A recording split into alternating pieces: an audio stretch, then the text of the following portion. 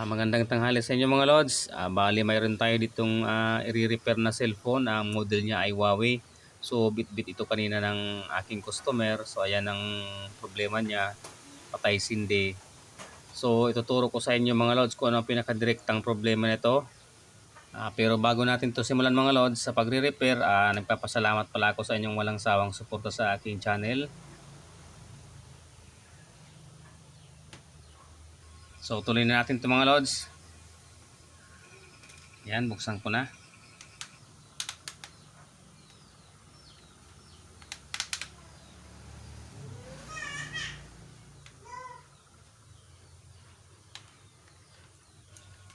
Minsan nangyayari nito mga lods sa ibang brand ng cellphone, minsan sa Oppo, ganon din. Patay hindi yung kanyang display. So ayan, tuturo ko sa inyo kung anong pinaka problema niyan. Ayan, panoorin niyo na lang mga lods.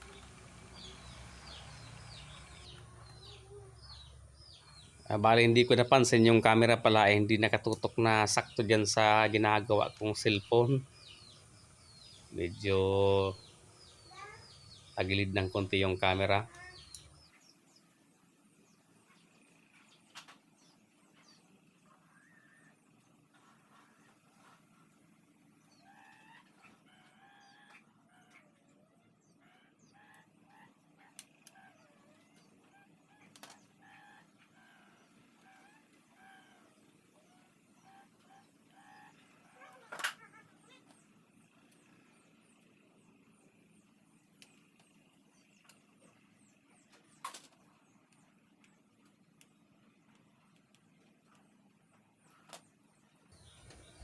So ayan mga lods, bali na baklas na natin yung takip ng mainboard. So ang gagawin natin ngayon ay tatanggalin natin muna yung board, tapos iaangat natin yung flex ng button, yung power switch at yung volume up. Iisa lang naman yan. Try natin siyang iangat, tapos ibabalik natin yung board. So ang gagawin natin na pang power, magja-jump tayo doon sa mismong board. Kung maging normal na siya, so ibig sabihin ang problema ay yung mga switch button.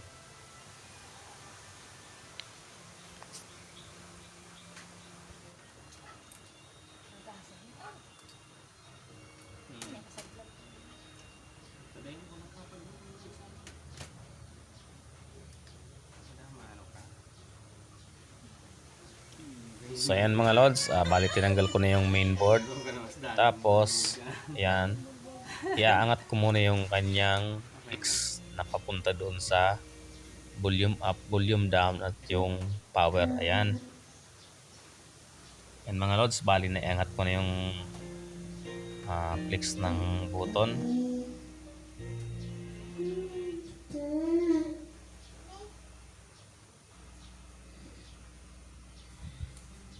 So yan mga lods, ibabalik ko na yung pinaka board niya. Ayan.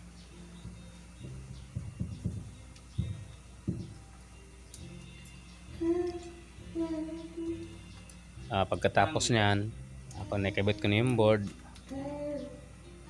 ayan, kabit na natin yung lahat ng flex dyan. Ayan.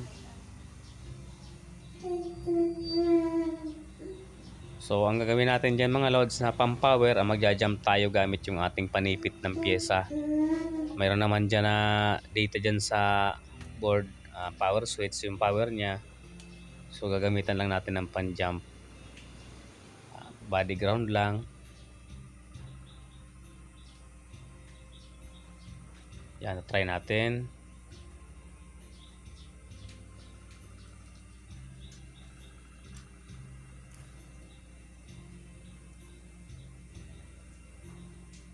Ayun, okay na. Bumuhay na. So, tingnan natin kung patay sindi pa rin yung cellphone.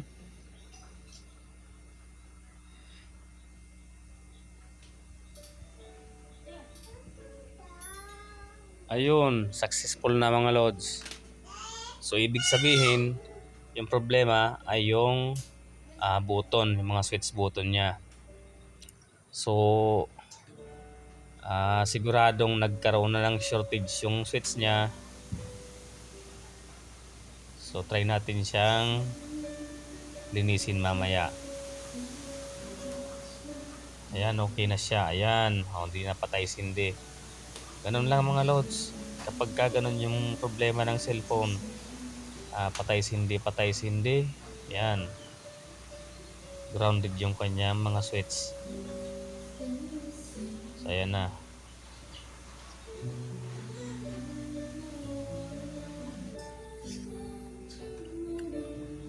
So ayan mga lods. Ayan. Yan ang salarin ng patay sindi ng ating cellphone. So mamaya lilinisin natin yan. Baka maging okay pa. Ayan. So itatry ko ulit yan mga lods. Ayan, ikakabit ko ulit yung board nya. Ayan.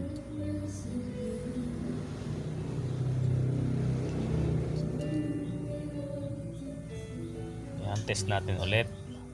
So yan, salpak yung kinibit ko ulit yung kanyang flex ng button ng power switch at yung volume. Yan, babalik ko.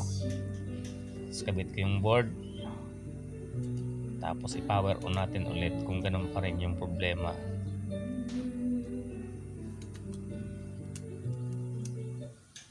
Ayan. So kabit na natin yung battery, yung flex ng LCD.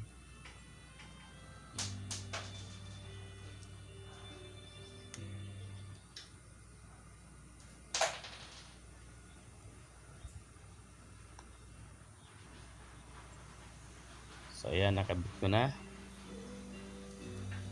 Ayan. So pa-power natin siya. Ayan, na-power ko na pala yan. Ayan. Ayan, tingnan natin. Oops. Ayun na, patay sindi na siya kapag nakakabit yung kanyang switch, yung mga button. Ayan na.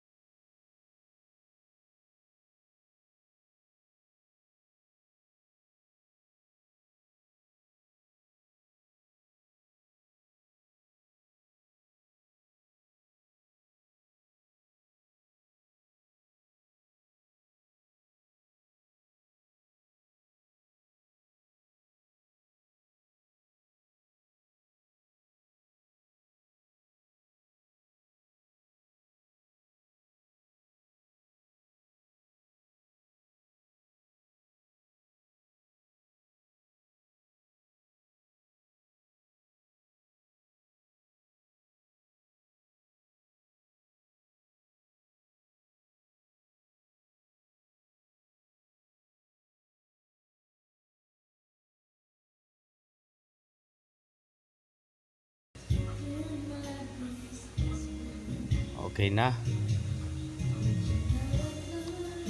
So pinakamaganda niyan, linisin ko na yung switch para masubukan na natin. So babaktasin ko yung kanyang power on na switch.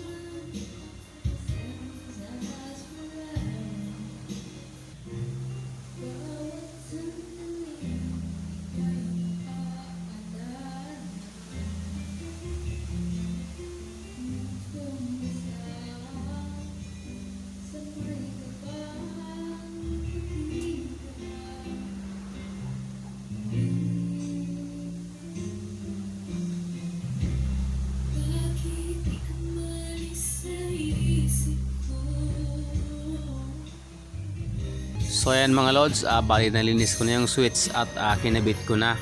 Ayan, binalik ko na. So ayan, magsasara na lang ng tornilyo na lang. Tapos ayan, titest natin siya mamaya kung successful na talaga.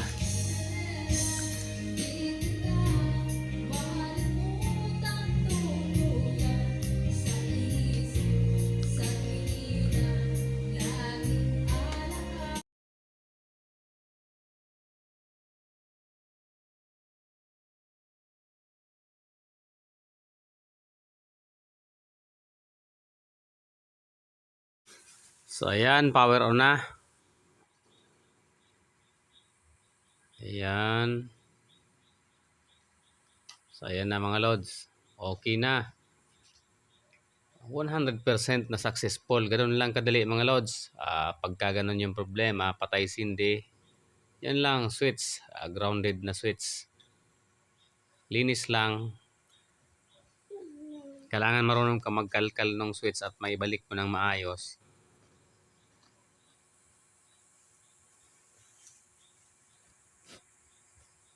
Ayan, okay na. Successful.